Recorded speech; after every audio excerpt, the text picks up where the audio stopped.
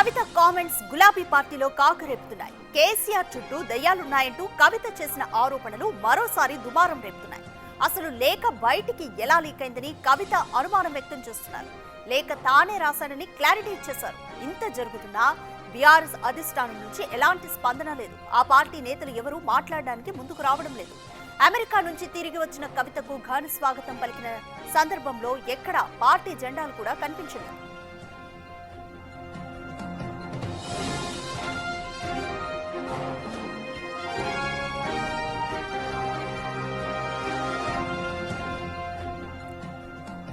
కేసీఆర్ కు కవిత రాసిన లేఖ సంచలనంగా మారింది.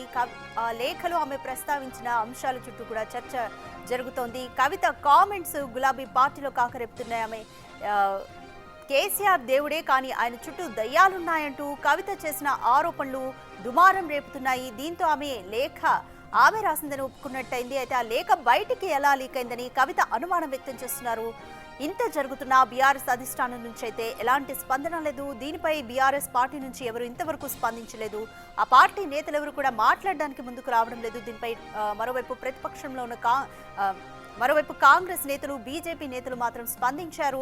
సూటిగా కవితకు, కేసీఆర్ కు ప్రశ్నల్ని సంధిస్తున్నారు. ఆ లేఖ ఎలా లీక్ అయిందంటూ కూడా ప్రశ్నల్ని సంధిస్తున్నారు. అమెరికా నుంచి తిరిగి వచ్చిన సమయంలో కూడా కవితకు ఘన స్వాగతం పలికిన సందర్భంలో కూడా ఎయిర్పోర్ట్ దగ్గర పార్టీ కార్యకర్తలు అంతగా ఎవరూ లేరు. అలాగే పార్టీ జెండాలు కూడా ఎక్కడా కనిపించలేదు.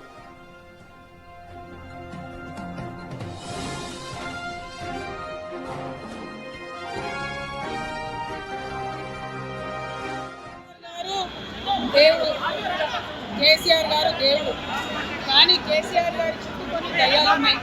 వాళ్ళ వల్ల చాలా నష్టం జరుగుతున్నది. పార్టీలో ఉండేటటువంటి నాకు నేను కేసీఆర్ అంతరంగ బయటికి వచ్చిందంటే మరి ఇతర రెగ్యులర్గా నేను ఇచ్చిన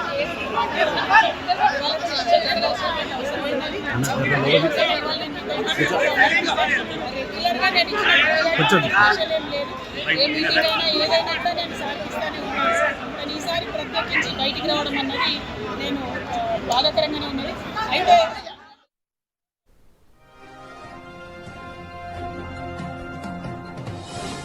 మోర్ డీటెయిల్స్ మా ప్రతినిధి వాసు అందిస్తారు. వాసు, మీడియాతో ఆమె ఒక మాట అన్నారు.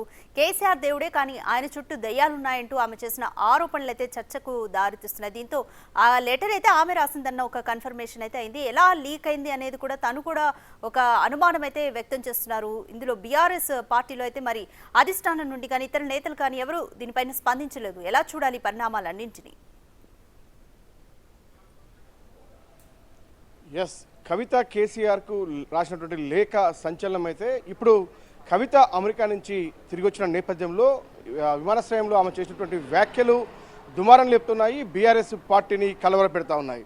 అయితే ఆమె మాట్లాడుతున్న నేపథ్యంలో కూడా ఈ యొక్క లేఖ నేనే రాశానటువంటి స్పష్టత ఆమె ఇచ్చింది. ఎందుకంటే ఇప్పటిదాకా ఏదైతే బిగ్ టీవీ ఎక్స్క్లూజివ్గా ఆ యొక్క లేఖను ప్రజెంట్ చేసిందో ఆ లేఖపై అనేక అనుమానాలు వ్యక్తం చేశారు బీఆర్ఎస్ పార్టీకి సంబంధించి కొంతమంది నేతలు. కానీ ఆ లేఖ నేనే రాశానన్న విషయాన్ని కవిత స్వయంగా అంగీకరించారు. కానీ ఆ లేఖ వెనకాల ఉన్నటువంటి కుట్రకు సంబంధించి ఎవరు ఈ లేఖ అంటే ఇంటర్నల్గా నేను మా నాన్నకు రాసినటువంటి లేఖను ఎవరు లీక్ చేశారు, కేసీఆర్ చుట్టూ ఒక ఏదైతే కుట్ర జరుగుతుందో ఆ కుట్ర వెనకాల కేసీఆర్ దేవుడైతే ఆయనతో పాటు ఉన్న వాళ్ళందరూ కొన్ని దయ్యాలు ఉన్నాయన్నట్టు చేసినట్టు వ్యాఖ్యలు ప్రస్తుతం బీఆర్ఎస్ పార్టీలో దుమారం లేపుతున్నాయి. తీవ్ర చర్చకు దారితీశాయి. ఎవరు ఆ వ్యక్తులు, ఎవరు ఆ లేఖను లీక్ చేశారన్న అంశం పక్కన పెడితే ఎవరైతే కుట్ర చేస్తూ ఉన్నారో ఆ కుట్రదారులు ఎవరు, దయ్యాలు ఎవరు అన్న అంశానికి సంబంధించి బీఆర్ఎస్ పార్టీతో పాటు ఇతర రాజకీయ పార్టీల్లో కూడా చాలా పెద్ద ఎత్తున దుమారం చర్చ జరుగుతున్న పరిస్థితి కనిపిస్తోంది. కవిత నిన్న విమానాశ్రయానికి చేరుకున్న నేపథ్యంలో కూడా జాగృతితో పాటు ఆమె అభిమానులు కూడా చాలా పెద్ద ఎత్తున తరలి వచ్చారు.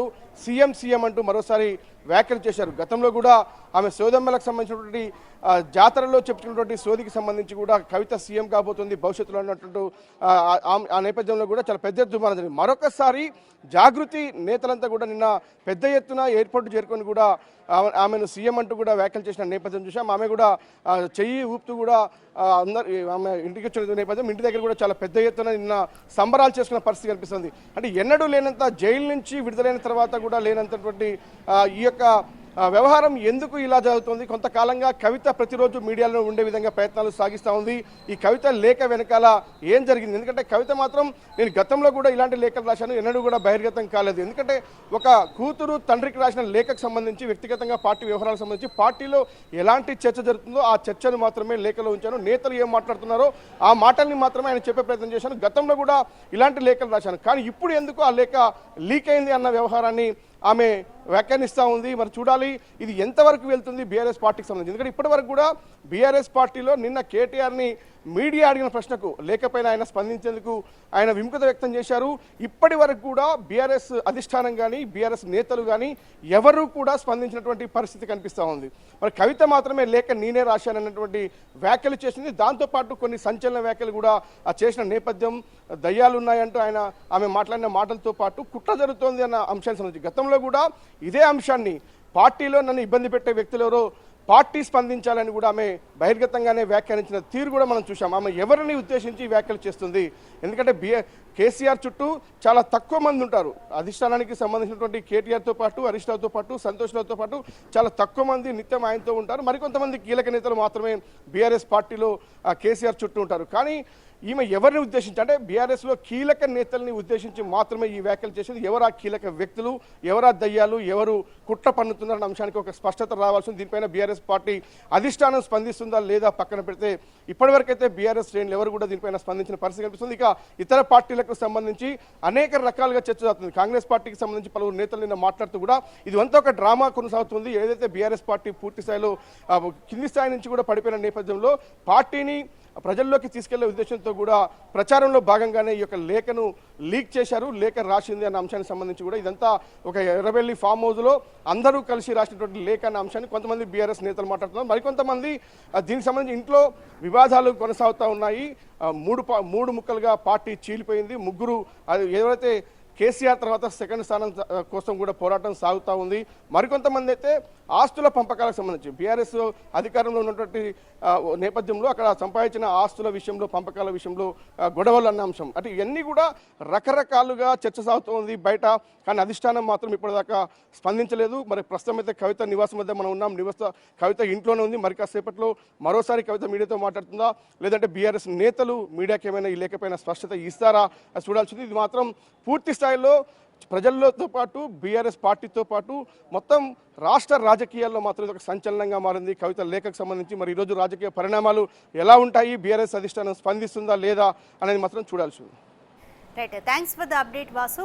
కేసీఆర్ దేవుడే కానీ ఆయన చుట్టూ దెయ్యాలున్నాయంటూ కవిత చేసిన ఆరోపణలు మరోసారి చర్చకు దారితీస్తున్నాయి. అయితే ఆ లేఖ ఆమె రాసిందనేది మాత్రం మనకి అందరికీ అనుమానం అయితే నిర్వీర్యమైపోయింది. అయితే ఆ లేఖ ఎలా బయటకు వచ్చింది, ఎలా లీక్ అయిందన్న దానిపైన కవిత అనుమానం వ్యక్తం చేస్తున్నారు. చూడాలి దీంతో బీఆర్ఎస్లో పరిణామాలు ఎటువైపు